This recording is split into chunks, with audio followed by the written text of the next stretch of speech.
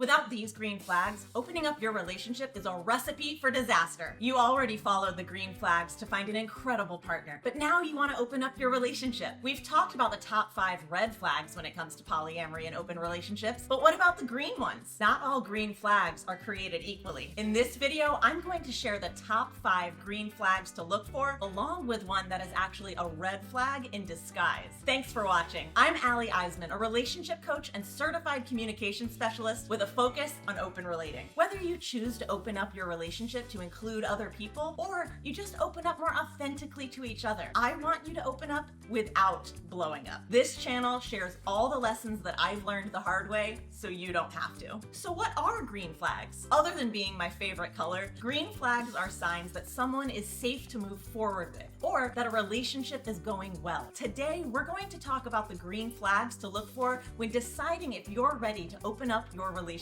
It's important to mention that not all relationships or people are suited for consensual non-monogamy, but there are specific signs that can indicate readiness. I created a tool called the relationship ratio that you and your partner can do together to determine if your relationship is ready to open up without blowing up. Check out the link in the description below to download it for free. A special note, in this video, we're discussing green flags specific to polyamory and open relationship dynamics, but there is certainly plenty of overlap between monogamous and non-monogamous relationships. After all, how we relate is how we relate, no matter the relationship. In fact, I would argue that all the points I'm about to make, and boy, are these points pointy, are relevant for a stable foundation in literally any kind of relationship. While in this context, I'm focusing specifically on open relationship dynamics, I encourage you to still consider these green flags, even if you choose a monogamous model. Another fun fact to note, while I love to categorize and differentiate as much as the next person, red and green flags are not actually gender specific. Any person can display any of them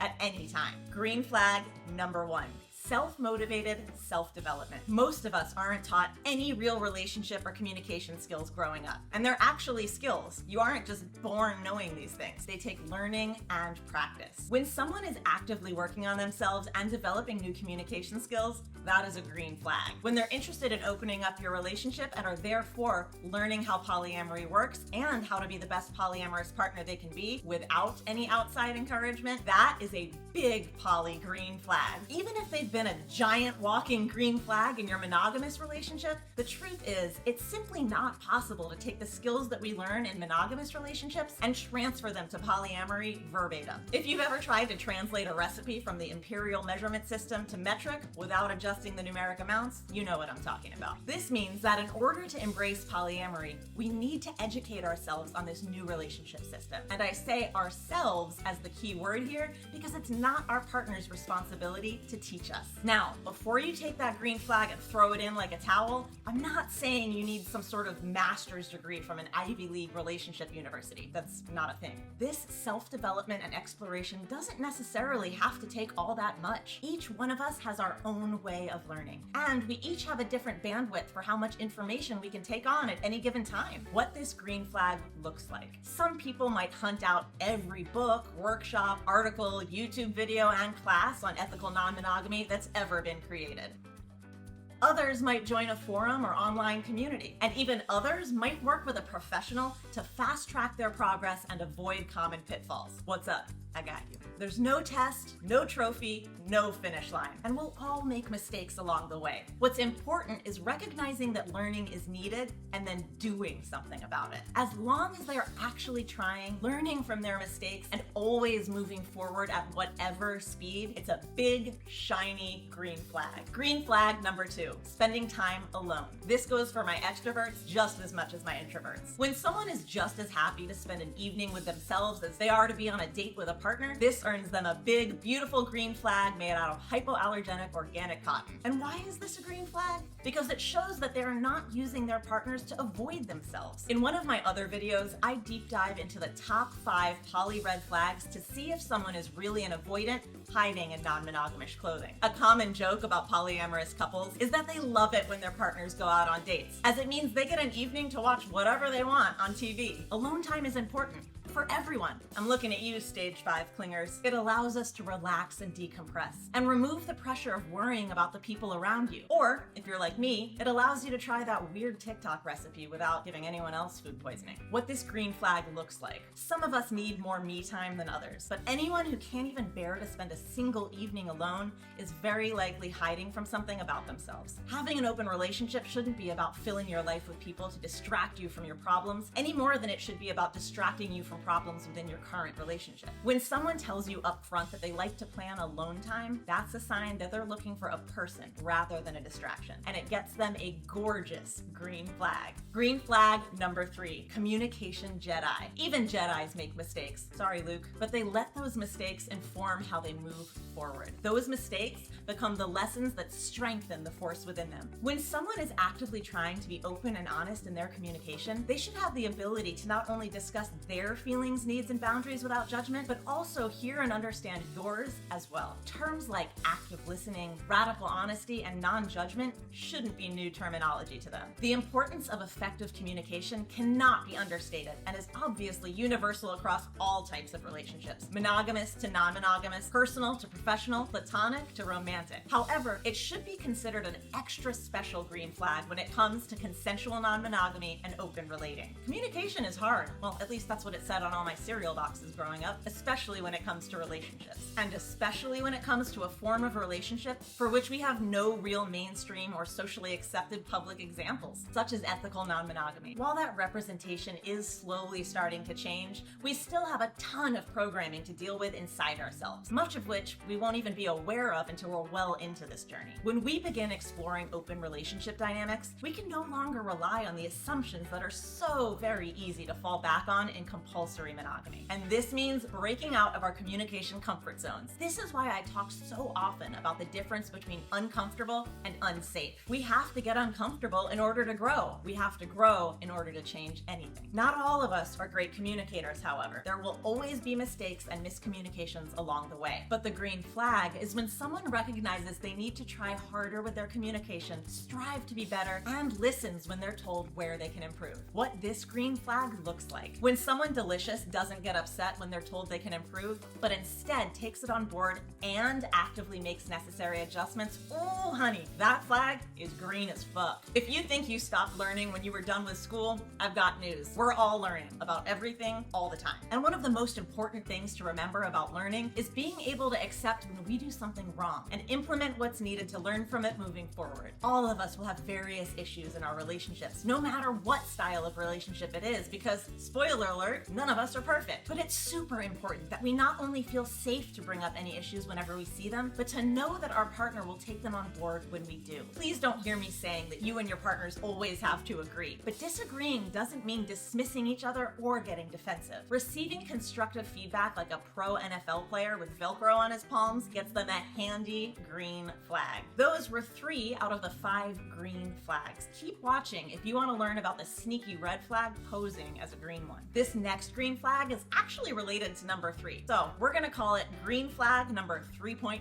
emotional maturity. Knowing what you want is great, and effectively communicating what you want is pro level. Look for someone who knows what they're looking for in their relationships and isn't afraid or uncomfortable being honest about it early on. One of the things about open relationship dynamics that can be hard to grasp for most people just starting out is that everything is out on the table, and I mean everything. You need to be able to unpack and lay out all the baggage like it's a summer yard sale between school semesters. And that goes for relationship structures too. We have to be able to understand and accept all the options available in order to understand and choose what's best for us. While this freedom can feel overwhelming at times, being aware of and then being honest about what we're looking for and what we're not looking for is a great sign. It's all too easy to act as if one element of a relationship is more important than another. The only problem is when we're dishonest with what we're looking for, because this leads to people feeling misled when they discover that their partner wants something different than they assumed. What this green flag looks like. It's important to be able to identify and manage emotions like jealousy, insecurity, and fear maturely. When everything's on the table, it can bring up all kinds of unexpected emotions that were easier to hide under the assumptions of compulsory monogamy. Emotional maturity in practice can look like taking time to reflect before reacting, cultivating self-awareness, developing empathy, and building emotional resilience and regulation. Someone who has honed their ability to not not only manage and express their emotions, but to do so constructively gets a silky smooth green flag of their own.